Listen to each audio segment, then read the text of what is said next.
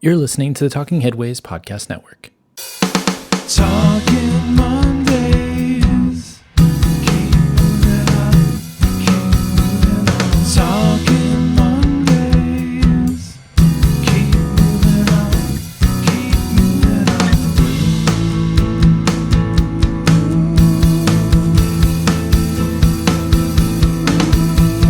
Talking Mondays. Keep moving on.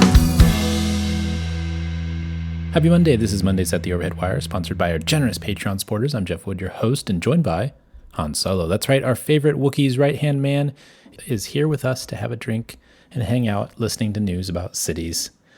We've got a good one for you today as we're talking about the number of fun topics that are going to be coming across the board, so stick around for that. And as usual, when we do a solo show, I've got some news on what to expect from Talking Headways in the next few weeks, which is pretty exciting. Hopefully last week you were able to listen to Tom Wright of the Regional Plan Association talk about New York regional planning. I always love listening to other people talk about New York because it's a place that's far outside of my usual knowledge base. Being here in San Francisco, growing up in Houston, didn't really talk about New York much, but there's a lot of folks that know a lot about it. So Tom is one of those folks, and I hope folks got to listen to that one. It's a really good one. This week we have Dan Moore from The Ringer talking about sports teams and stadiums. It's a fun one that I think changes gears a little bit on our usual conversation, so definitely check out that one on Thursday. And then next week we've got Bob Yarrow, Ming Zhang, and Fritz Steiner talking about their new book on megaregions. So that will be a good one as well. And the next week after that, we'll have Reese Martin of RM Transit, a Canadian YouTuber who is really big on talking about transit systems all around the world. But we're going to talk about Canada. We're going to talk about Canadian transit systems because that's something that a number of you have asked for a number of times. And so we're going to have that discussion finally. And I'm looking forward to that being released in a few weeks. So stay tuned for that one as well. So I have some books on my desk too, one from Jonathan Stalls on walking and another from Michael Newman on infrastructure, where we've scheduled the times for the discussions. So we'll have those also in, I think, July or so. So looking forward to those too. Lots of stuff coming up on Talking Headways, so look out for that, and hopefully you all get a chance to listen. I'm so glad to share all these conversations with you all because it's super fun and we have a good time. So also, I'll probably be taking a small break later this month, and I'm not sure exactly how that will affect the Monday show, but keep checking back on the feed, and we'll be back hopefully towards the end of the month or even early July at some point. So yeah, let's get to it. And also, I guess I should mention this too, because we cover so many books, like I was talking about Jonathan's book and Michael's book, we've partnered with bookshop.org as an affiliate. So this means that if you buy a book through the Overhead Wire on Bookshop, you actually give us a small amount of your purchase. So that is awesome. It goes to us. We love when you order from your local bookstores, but if you want to support the authors we have on the show and help keep us interviewing them, that would be awesome. That actually is what we're doing with the Bookshop affiliate marketplace there. So all the books we've ever discussed are on the show with the authors are now in the shop, so go check that out if you get a chance. Bookshop.org/shop/theoverheadwire. That's bookshop.org/shop/theoverheadwire.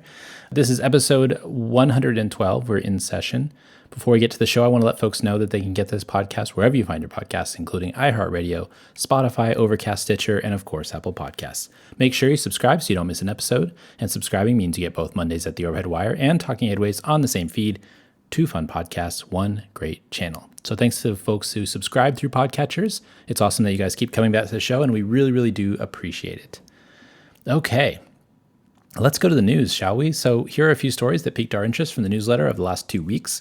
This week, we're going to go and do the normal, several articles that we've covered. We do in the last couple of solo shows, so hopefully that's been fun for everybody.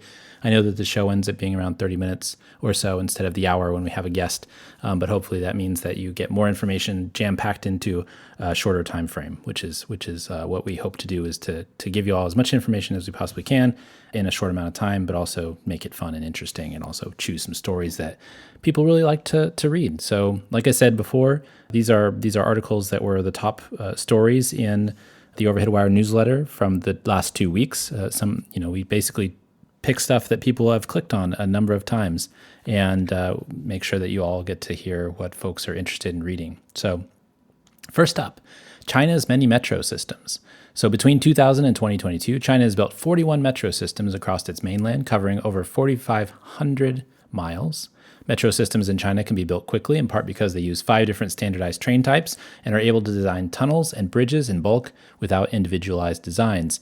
But the massive expansion might not get to every city, as rising costs and questions may slow down ambitions. This was by Alistair Baker Bryan at a new magazine. I've never actually seen this before until I saw this article, but it's called That's, THAT apostrophe S. And I think it's like That's China. So they have a That's Beijing and a That's Shanghai and a That's Hong Kong, I think. And it's interesting. They're an English language magazine and they cover all these subjects. But this one specifically talked about, metro systems in China. And, I always liked listening about China's metro systems or even high-speed rail. I realize they operate in a different paradigm, but they are getting so much done and remaking society for access, which is really, really interesting. Now, that's not to say that there aren't other problems with urban development, such as the towers in the park type of neighborhood design that's going on in a lot of places, but there's something to be said about building 41 metro systems. Can you imagine if we built metros in our largest 40 cities? I wonder if that would bring about a change in this crazy housing dynamic we have in a way that people would move elsewhere if a good transit were available. If, obviously there's bus networks in every city, but can you imagine if we had multi-network metro systems in our top 40 cities? That would be really amazing.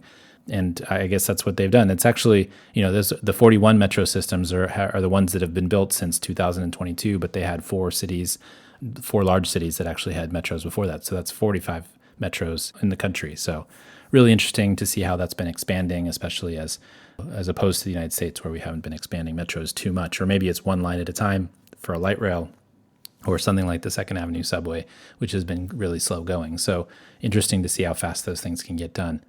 Next up, Rotterdam's Green Roof Network. In 2008, Rotterdam, Netherlands began giving building owners subsidies for retrofitting roofs into green spaces and parks. Years later, an experiment began connecting these rooftops to an elevated park network. Could connected roof parks be a cooling solution for cities in a warming world? This is by Ryan Wadoops in Surface Magazine. I just thought this was cool. Planning so long ago for giving subsidies for these roofs, these green roofs, and these parks on roofs for these taller, residential and office spaces. And then later on, once all of these buildings have complied and they're all right next to each other, you can actually build a bridge between the multiple buildings. And hopefully it's a safe bridge, but you can build a bridge between these multiple tall buildings, and then you can connect the park network on the roofs, which I think is really cool. Now, one of the things that might be a problem, and I think that's a problem here in the Bay Area and San Francisco specifically, is all these kind of privatized parks on the top of buildings where, you can only go in certain hours. You can only have access to them when the building's open or when people, who own the building let you in. There's an issue that goes along with that. But otherwise, this is a pretty cool idea, I think, connecting all these green roofs together. And maybe it just makes a whole network of places in a city. And this might be kind of something that the future might hold. Minneapolis has the Skyway network, and I can sense that it might be a little bit like that. And I understand the different use for it. Obviously, the Skyway network is something that was built to keep people out of the cold weather. And then the tunnel systems in say, like a place like Houston, where they have a pretty extensive tunnel system under downtown to connect a lot of the buildings with food, courts and things like that. So it's a little bit different than that, but I think it's going to be pretty cool to have these rooftop connecting parks. And, maybe we'll see something like the High Line going between buildings and connecting building tops, which would be really interesting to see too. So something interesting, something to think about, which Rotterdam has been doing since 2008. Okay, next up. TxDOT wants to bury Dallas's I-345. So the Texas Department of Transportation has released its preferred alternative for replacing the elevated I-345 highway, which splits downtown Dallas from the Deep Ellum neighborhood. They believe that burying the road in a trench is the optimal solution rather than removing it completely and replacing it with a surface boulevard, claiming that traffic models indicate more congestion on the freeway if it was removed. This was by Matt Goodman at D Magazine. We love D Magazine. They always have really good articles and cover the urban issues of Dallas's day. I was really frustrated by this decision by TxDOT. I realized that folks like Patrick Kennedy have been working on this for a long time. I think we had an episode with Patrick when we talked about this specific highway and the urban design actions that he's taken, that others have taken to kind of get it to a position where TxDOT could actually study the potential for taking down I-345, and then to come up with this trenched idea where they say that they're going to have a roof deck and it's going to be connected, but you still have a highway that goes through here, and not a multi-way boulevard or something that can be more representative of the surface human scale. And I really am frustrated with that. And I think they have all the information they needed from the advocates in Dallas, and they still chose this way of building. And I'm sure the governor's push in San Antonio to take away a road diet, they had been planning for years, played a part in the decision. But it would really be great to see them at least try Surface Boulevard, like I said, that was designed appropriately and supported weaving the two networks back together. I just don't see why they wouldn't try it. These elevated highways through downtowns are really a scar on the landscape, and I think we really can do so much better. There's so much opportunity for weaving together neighborhoods, for building new buildings, for making parks, for doing whatever else with that land that has been basically without property tax for a long time. One of the things that I don't know if anybody's really done the whole math on it. I'm sure there's been cities where they've done the math on some of this, but a lot of those parcels that they just basically tore down and put up an urban freeway, they took off the property tax map. And so I think cities suffer for that as well. They're going to trench it. We'll see what happens actually. And I guess trenching is better than another elevated freeway, but it's still really frustrating to see that they couldn't get out of their regular technical thinking about it and go with another option. And then also just using traffic models to say that it's going to be more congested if they don't put the freeway in is ridiculous. Everybody knows that people find other ways to get places, and there's plenty of highway space in Dallas to do this, to take this down. So I think that's frustrating too, that they're falling back and kind of blaming the traffic models, I think, in that way. So we'll see what happens. All right, next up. Germany introduces a €9 pass for the summer. This monthly transit pass would help residents offset the high costs of fuel due to the ongoing Russian invasion of Ukraine. The program, which will cost the government €2.5 billion, would last until August and offer an incentive to get more people to ride public transit. This is by Denis Belgaranov. Sorry, Denis. I hope I got your name right. But in the Mayor.eu, which is a great publication, by the way. If you haven't been to the Mayor.eu, it's kind of like, I wouldn't compare it exactly to CityLab or Guardian Cities or anything like that, but it's kind of similar in that way, in that there's a lot of European news about cities, which is really cool. This was an interesting one, as there had already been a lot of demand for the program. So, so much so that the folks have been wondering if the system can actually keep up with the surge in demand. And I'm sure that'll be a tough problem if everybody who buys a ticket, which has been super popular, this €9 pass for 3 months in the summer, if everybody buys a ticket, that's going to be over-subscribing the transportation systems in the country. But I'm interested to see how it works out, because it would be great to see what a pass could do and how much that would actually move people towards sustainable transportation versus driving. And I think a lot of people can make that change in a place like Germany. And, it would be nice to try this out in the United States too. And whether that's supported by something that, like the state of California or the feds, is something that promotes transit usage in the summer. And maybe the summertime is a good time for trying something like this out, because people are on vacation and ridership, tends to be a bit lower in the fall than in the fall and the spring during the school semesters. So I wonder if that's actually something we can emulate here. It can't be any worse than what we're doing now, and it can't hurt to try.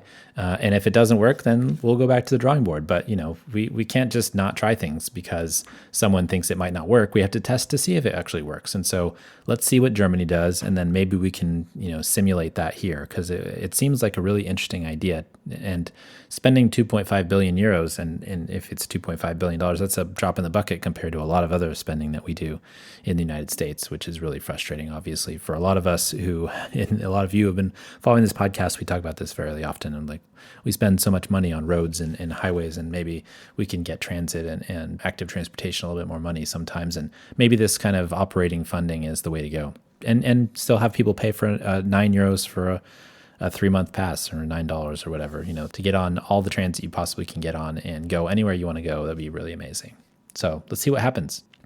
Okay, regulating brake particles. In Europe, ultrafine particles created by braking will be included in the next round of emissions regulations. Previous regulations didn't include these particles, which contain both coarse and fine dust that can penetrate deep into the lungs. While a switch to electric vehicles will remove tailpipe emissions, brake dust will still be created, especially with larger vehicles like SUVs. So this was by Sean Goulding Carroll in Euractiv. There's been a lot of hubbub about this specifically because I think it was David Zipper or somebody posted this article. We saw the posts underneath his post about how people were saying, well, it's not really true that electric cars still have brake dust because they have regenerative regenerative braking, that type of thing. And that makes sense. But obviously, they still have to use brakes, and there's still particulate matter from that. And there was actually an article today that came out saying that how rubber tires produce 2,000 times more particulates than even exhaust.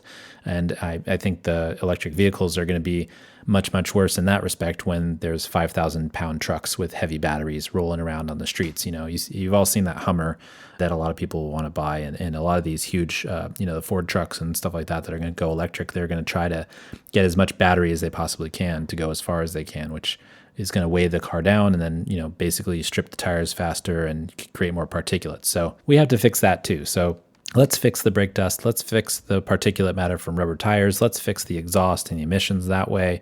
Let's fix everything else that has to go with our transportation systems. And I realize that there's a lot of work to do and to keep us from breathing that crap that gets thrown out in the air, but it's worth it because I think that there's a lot of issues related to pollution, air quality, especially how it affects young kids. And we know that the effects of those types of pollution are especially particulate matter 2.5, PM 2.5 on young lungs and those types of things. So let's get rid of all that stuff. It's not just one thing. And, regenerative braking is great, but let's do even more. That's something that I saw and I thought was really interesting. And I'm interested to see that Europe is actually going to be regulating this, and we'll see what happens because these ultrafine particles, they get into your lungs and they kind of burrow in there, and it's not good at all.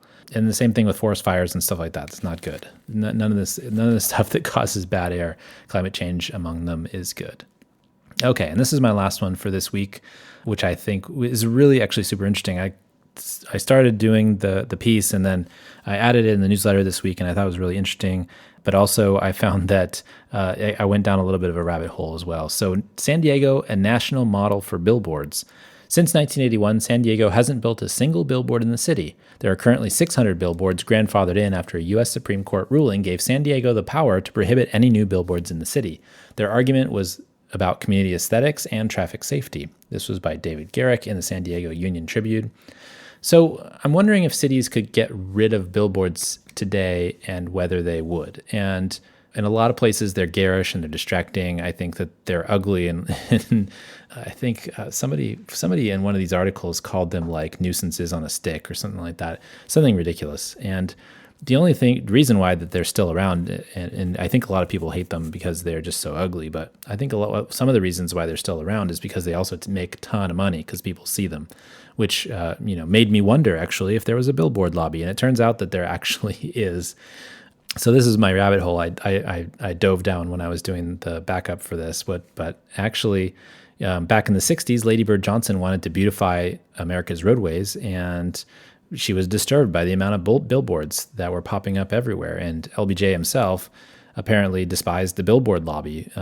So there is actually a billboard lobby, and there actually were, kind of enemy number one for a while in the 60s and 70s because they kept on kind of fighting a lot of these regulations that cities were trying to put up. And even now, the lobby is looking for taller billboards. They're looking for more money when, the cities or states try to condemn billboards, which means taking a billboard out of service and they can't come back up. And even states and other cities have just banned billboards outright. So Vermont, Hawaii, Alaska, and Maine, there's no billboards allowed in those states. And Rhode Island and Oregon don't allow new ones. They have, grandfathered in old ones, but they don't allow any new ones, just like San Diego. And also places like Houston, which you'd think are kind of the highways of Houston is kind of a mecca for billboards, but actually the city has cut down from 15,000 billboards at one point to just 1,500 billboards. But they can't prohibit them on the highways on places like I-10 because some of the rules, ironically, in LBJ's Highway Beautification Act. So you have to, if you want them to take them down, you have to pay them, money to do it. I guess kind of like a taking or something like that. So it was really interesting to read back on some of these things that were happening. And I actually there's a really actually good NPR article about some of this stuff that I'll post as well. That wasn't in the articles this week, but when I dug down in the rabbit hole, I found some really interesting things. So anyway, that piece stuck out the San Diego piece stuck out for me for some reason. And I know a lot of those Anywhere USA sprawl pictures have a lot of billboard blight in them. And you see the multiple signage from McDonald's and Burger King and wires and all this stuff, and it just doesn't look great. And I think that there's other countries and other places that have done it much better. And I've been to San Diego a couple of times. I never really noticed, but maybe that's a good thing that I didn't notice that there were less billboards, and that's probably their point, because you don't know that they're not there, and you might be happier because of it. So interesting things about San Diego's move in 1981 to kind of cut out the billboard mess. And a lot of other cities are trying to ask them if they, what they can do to do the same. And I think all of it kind of comes down to your zoning codes and those types of things. So interesting enough, interesting story. And I'm wondering if more cities might be going down that path. Okay. Well, that's the articles for this week. And, this week and every week, I want to thank our generous Patreon supporters. You guys are awesome and keep the show going by listening and supporting each month. This show and Talking Headways really wouldn't be here without it, so thank you very much. And you can support the show by going to patreon.com/theoverheadwire. We've had people sign up each month during the pandemic, and we're super appreciative of that. $2 a month, and you get some stickers and a handwritten note, and $10 a month, and you get our bus-only scarf. And I also will have pre-order forms soon for the bus-only and bike-only scarves. I've ordered them, but it takes a little bit of a while for a production of them. I think they're made in Poland or something along those lines, and they have to go there and then print them out and then send them back.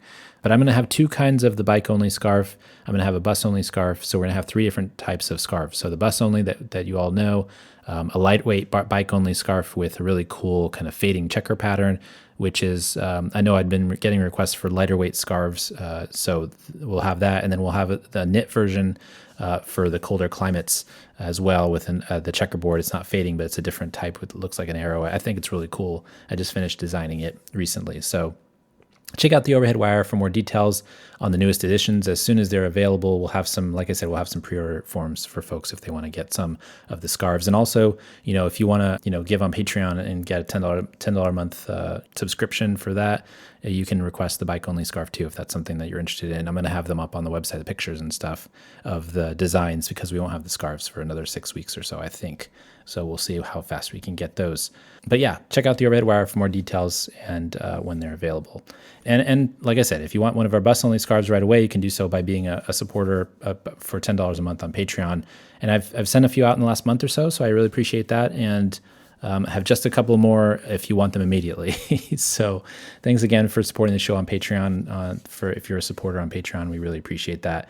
And thanks for your help in getting these shows out. It's really great help. So also, I want to mention that we did produce that audiobook, a version of Raymond Unwin's 1909 classic, Town Planning and Practice. If you want to get your hands on one, go to raymondunwin.com. The book was super fun to produce, as I've mentioned before, and if you're a history of planning fan, it's the very first book listed on the American Planning Association's 100 Essential Books of Planning. Go check that out if you get a chance. And also email us at theoverheadwire@gmail.com if you have any listener questions and comments. We don't have any questions or comments this week, but we do have a Puppies and Butterflies. So Puppies and Butterflies, this is the part of the show where we talk about something fun, interesting, or maybe it just didn't fit in the other sections. So I found out recently that the Lisbon Lego Tram has now gotten 10,000 supporters, which means that it might soon turn into a real Lego set. And I think that's really cool, and I hope it happens, and I definitely want to get my hands on one of those sets if it actually comes to fruition. As I've probably mentioned on the show many times, I loved playing Legos as a kid, and I stayed up really late and with the lights on into the wee hours. I think it started, was my first night owl obsession. And, when I got a little bit older, I also made Star Wars sets, and then the Star Wars set started coming out. And these days I do get some sets from time to time. I think some of the more recent ones are like Yoda's Starfighter, and actually also my wife giving me some brickheads from The Mandalorian with Grogu and The Mandalorian, which was pretty cool too. So Lego is pretty cool. And also this Lisbon Lego Tram, I'll have a link in the show notes. Check it out. It's really, really cool. And I hope they create it. So that's my Puppies and Butterflies this week. Legos, they always make me happy. So, and then in terms of television, it's just the usual stuff, the usual kind of Food Network / Home and Garden Television / Star Wars with Obi-Wan Kenobi and those types of things. I'm really looking forward to that. Celebration was recently too, for those Star Wars fans that are out there still listening. There's a lot of cool stuff that came out of that with TV shows and whatnot.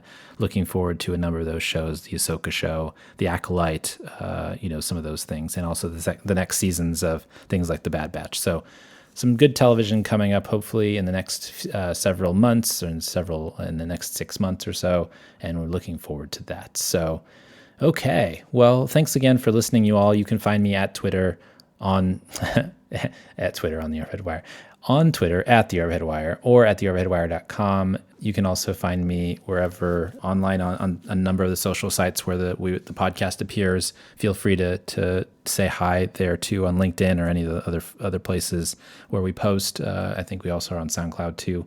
And thanks for joining us at Mondays at the Overhead Wire. And thanks to our generous Patreons for sponsoring this week's podcast. We really appreciate it. And hopefully we'll see you again soon. Talking Monday.